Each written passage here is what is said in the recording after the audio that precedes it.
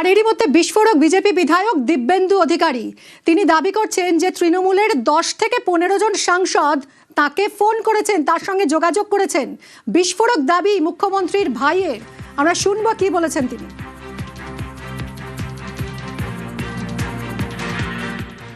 আমার কাছে ব্যক্তিগতভাবে ফোন এসেছে মিনিমাম 10 থেকে 15 জন তৃণমূল কংগ্রেসের সাংসদ, যাদের সাথে আমার সংসদীয় জীবন কেটেছে।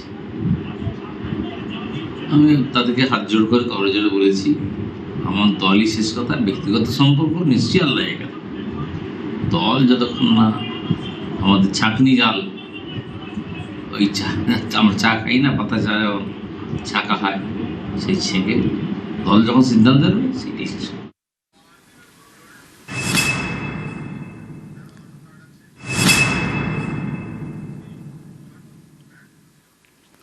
ভোটে ভরাডুবির পর প্রথম কর্মসূচি গতকাল আমরা দেখলাম মমতা বন্দ্যোপাধ্যায় তিনি ধর্মতলার ধর্নায় এলেন, কিন্তু কার্যত একা মমতা বন্দ্যোপাধ্যায়।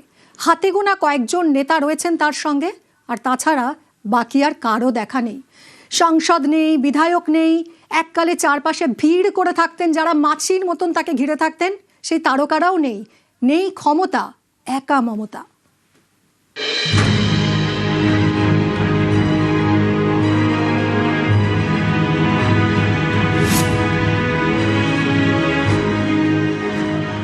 ক্ষমতার চরিত্র হলো তা চিরদিন থাকে না, আর ক্ষমতা না থাকলে ক্ষমতার বন্ধুরাও থাকে না।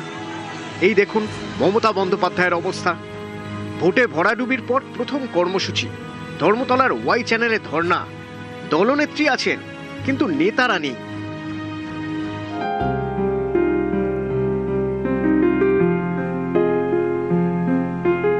মুখ্যমন্ত্রীর কুর্সি হারিয়েছেন 1 মাসও হয়নি, তার মধ্যেই এই ছবি।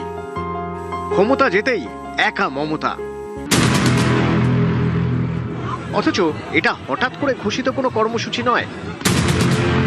3-4 দিন আগেই ধর্মতলার এই ধর্নার কর্মসূচি ঘোষণা করা হয়েছিল। যে ধর্নার অনুমতি নিয়ে পুলিশের সঙ্গে তৃণমূলের টানাপোড়েনও চলে। মঙ্গলবার সকালে সোশ্যাল মিডিয়ায় পোস্ট করে কর্মীদের তৃণমূল নেত্রীর ধর্নায় যোগ দেওয়ার আহ্বানও জানায় দল। সবাই জানতে পারেন, কিন্তু দলের নেতা নেত্রীরা বোধহয় জানতে পারেননি। তার ফল এই ছবি। অথচ কদিন আগেও মমতা বন্দ্যোপাধ্যায়ের কোনো কর্মসূচি হলে নেত্রীকে মুখ দেখানোর জন্য কার্যত ঠেলাঠেলি করতে দেখা যেত। মঞ্চে নেত্রী, কে তার পাশে দাঁড়াবেন তার জন্য লড়াই। মিছিলে নেত্রী, কে সব থেকে গা ঘেঁষে হাঁটবেন তার জন্য লড়াই। 21শে জুলাইয়ের অনুষ্ঠানের কথাই ভাবুন। মমতা হয়তো মঞ্চে পৌঁছবেন বেলা 12টা নাগাদ, বাকিরা হাজির সকাল 9টা থেকেই। কে নেত্রীর সঙ্গে গানে গলা মেলাবেন, কে স্লোগানে গলা মেলাবেন, এই নিয়েই কম্পিটিশন, নম্বর বাড়ানোর কম্পিটিশন। সাংসদ, বিধায়ক থেকে তারকা, সে একেবারে ভিড়ে ভিড়। মমতা বন্দ্যোপাধ্যায় যখনই রাস্তায় নামেন স্বাভাবিকভাবে সেখানে অসম্ভব ভিড় হয়, প্রচুর জনমানুষ যায়। এবং তার থেকেও বড় তার নেতামন্ত্রীরা, যারা তখন নেতামন্ত্রী ছিলেন সেই জামানায়, আগের জামানায় প্রচুর নেতামন্ত্রীরা সবসময় তার আশেপাশে দেখা যেতেন। এবং সেখানে একটা খুব ইন্টারেস্টিং জিনিস হতো, কি হতো, কম্পিটিশন হতো যে জুন মালিয়া আগে যাবে, না শাইনি ঘোষ আগে যাবে, না শশী পাজা আগে যাবে, না ফিল্ম ইন্ডাস্ট্রির কেউ আগে যাবে। এই 21শে জুলাইয়ের মঞ্চে পাগলু ডান্সও করেছেন দেব। আজ কোথায় সেই পাগলু? কোথায় দেব? সায়নী ঘোষের কথাই ধরুন, মঞ্চ থেকে ময়দান সব জায়গায় মমতার পাশে। অনেকে বলেন তিনি নাকি সাজগোজও করতেন নেত্রী স্টাইলে। এদিনের ধর্মতলার ধর্নায় সেই সায়নী ঘোষ কোথায়? সায়নীর অবশ্য দাবি তিনি কলকাতার বাইরে আছেন, 9ই জুন ফিরবেন। একসময় মমতার পাশে মুখ দেখানোর প্রতিযোগিতায় নামতেন সায়নী ঘোষ, জুন মালিয়া, শিউলি সাহারা। তাদের একজনকেও মঙ্গলবার মমতার পাশে দেখা গেল না। জুনের দাবি তিনি বানতলায় ওয়েব সিরিজের শুটিং করছিলেন। ভাবুন অবস্থা, নেত্রী ধর্নায় আর ইনি নাকি শুটিংয়ে ব্যস্ত। বিধায়ক শিউলি সাহা তো আরো এক ধাপ এগিয়ে, তিনি নাকি বাড়ির কাজে ব্যস্ত। শিউলিকে যদিও সোমবার রাতে বিধায়ক হোস্টেলে দেখা গিয়েছে ঋতব্রত বন্দ্যোপাধ্যায়ের সঙ্গে। রাজ্যসভা লোকসভা মিলিয়ে তৃণমূলের 40-এর বেশি সাংসদ। ধর্নায় দেখা গেল হাতে গোনা কয়েকজনকে। বাকিরা কোথায়, কোন কাজে ব্যস্ত? কোচবিহারের সাংসদ জগদীশ বসুনিয়ার দাবি তিনি দিল্লিতে, তার স্ত্রী বিধায়ক সঙ্গীতা বসুনিয়াও দিল্লিতে। বীরভূমের সাংসদ শতাব্দী রায় নাকি কলকাতায় নেই।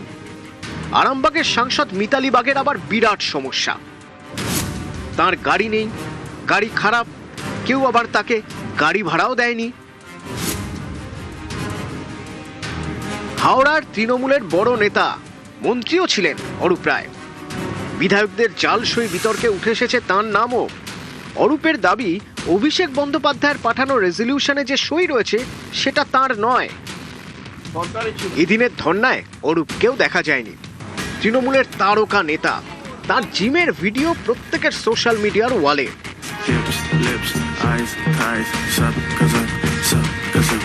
ফিটনেসের সব আপডেট ফেসবুকে পোস্ট করার সময় পান তিনি, কিন্তু নেত্রীর ধর্নায় যাওয়ার সময় পান না। মুখ্যমন্ত্রী হয়েও বারবার পথে নেমেছেন মমতা। মমতার মিছিলের পাশে দেখা গিয়েছে তারকাদের মিছিল। কে মমতার কতটা কাছে হাঁটবেন তা নিয়ে কার্যত ঠেলাঠেলি সেলেবদের মধ্যে। দুর্গাপুজোর কার্নিভাল, মঞ্চে মমতার পাশে দাঁড়ানোর প্রতিযোগিতা চলত মিউজিক্যাল চেয়ারের মতো। আজ কেউ নেই। আসলে ক্ষমতা হলো মধু। ক্ষমতার কাছে থাকলে চেয়ার মিলবে, সরকারি পদ মিলবে, জনতার ট্যাক্সের টাকায় মোটা অঙ্কের মাইনে মিলবে। তাই ক্ষমতা থাকলেই চারপাশে ঘুরঘুর। ক্ষমতার মধু নেই, তাই মৌমাছিরাও নেই। তাই পথে নেমে একা মমতা। নেই ক্ষমতা, একা মমতা। নিউজ 18 বাংলা।